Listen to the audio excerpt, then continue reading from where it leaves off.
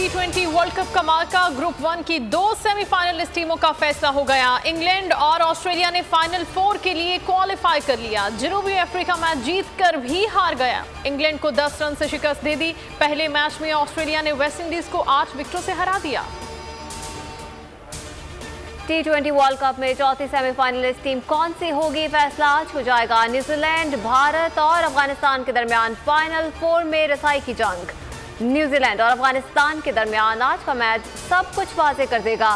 New Zealand जीता तो सीधा फाइनल में जाएगा, शिकस्त की सूरत में मामला रन वेट पर आएगा।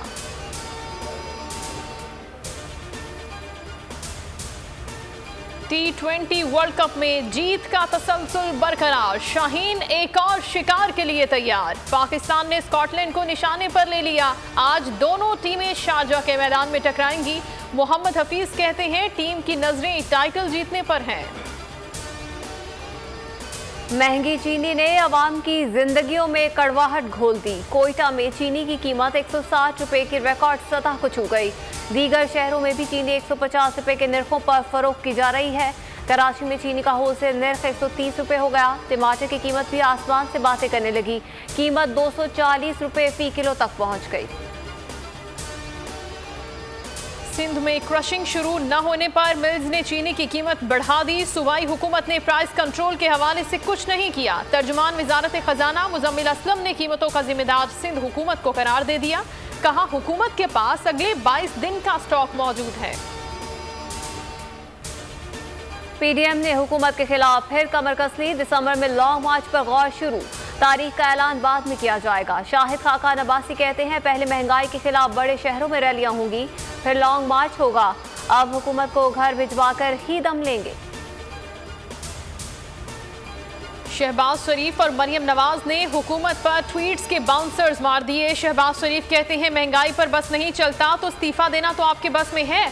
वजीर आजम इस्तीफा देकर अवाम को फौरी रिलीफ दें। मरियम नवाज बोली अवाम आज 2017 वाला नवाज शरीफ का पाकिस्तान ढूंढ रहे हैं। बिजली महंगी होने के जिम्मेदार अली बाबा और 40 चोर हैं। वफाकी वज़ीर गुलाम सरवर की तनकीद। मुराद सईद बोले आज सारे चोर इकट्ठे होकर शोर मचा रहे हैं। पाकिस्तान सेमीफाइनल तो पहुंच गया लेकिन इलाज के लिए लंदन जाने वाला शख्स वापस नहीं आया। शहबाज गिल ने कहा महंगाई पूरी दुनिया में बढ़ रही है। ऑपोजिशन मिलें बंद करके अफरा तफरी पैदा करना चाहती है।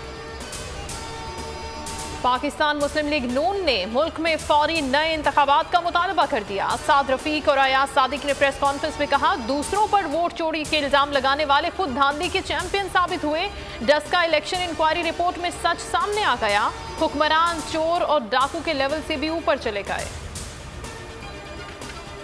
कराची में नाजिम जोखियों का कत्ल। वज़ीर आज़म इमरान खान का नोटिस। गवर्नर सिंध और अपोजिशन लीडर की अहल खाना से ताज़ियत। तहकीकात के लिए JIT बनाने की यकीन दहानी। कहा जंगल का कानून चलने नहीं देंगे।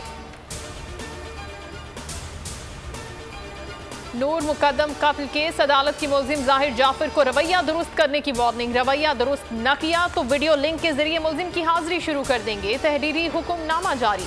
10 नवंबर को मजीद गवाहों के बयानात रिकॉर्ड करवाने के लिए नोटिस जारी कर दिए गए।